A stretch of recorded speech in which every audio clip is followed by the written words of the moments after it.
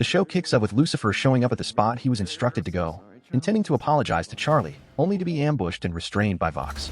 Lucifer hurls more threats, but VOX knows he can't actually harm a sinner.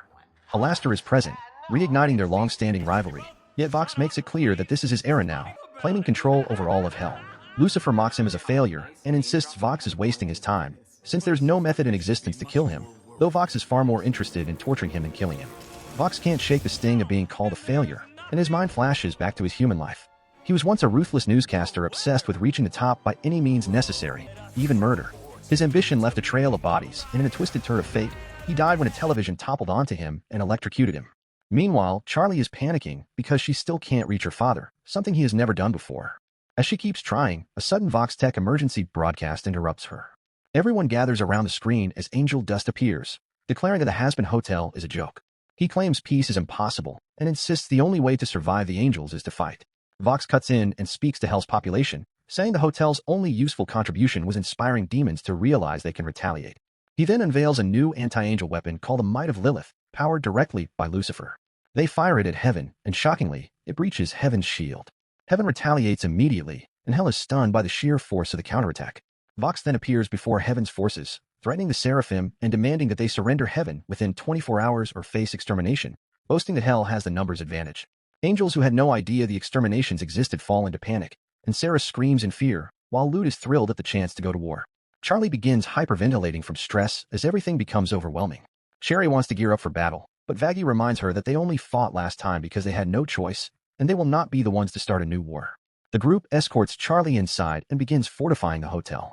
Up in Heaven, Lute, Emily, and Abel bombard Sarah with advice, urging her to make a decision.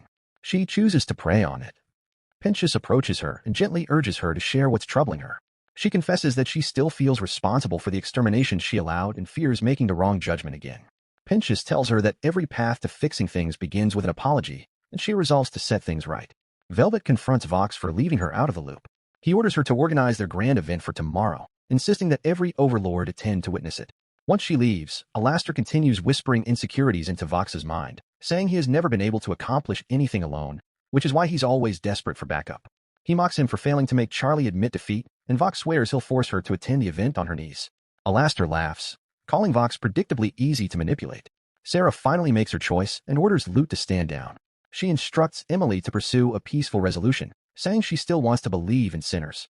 Back at the hotel, the residents continue fortifying their home, while Cherry and Husk worry about Angel and argue to go rescue him, but Baxter refuses. Charlie keeps trying to reach her mother with no success, until VOX calls her directly to invite her to the event. He tells her Lucifer is there, leaving Charlie unsure of what to do. Emily arrives and urges Charlie to call off Hell's attack, but they explain it might already be too late. Hell won't believe anything unless they see it. Emily says Heaven will broadcast to Hell, just like VOX broadcasted Heaven earlier. Baxter claims he can make that happen but needs someone like him on Heaven's side, and Emily names Pinchas. The group is relieved that they might finally stop the V's. VOX fantasizes about standing triumphantly in Heaven, while Laster continues feeding his doubts.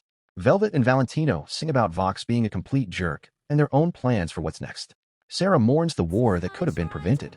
Stay tuned for our next post covering the final episode. Thanks for watching.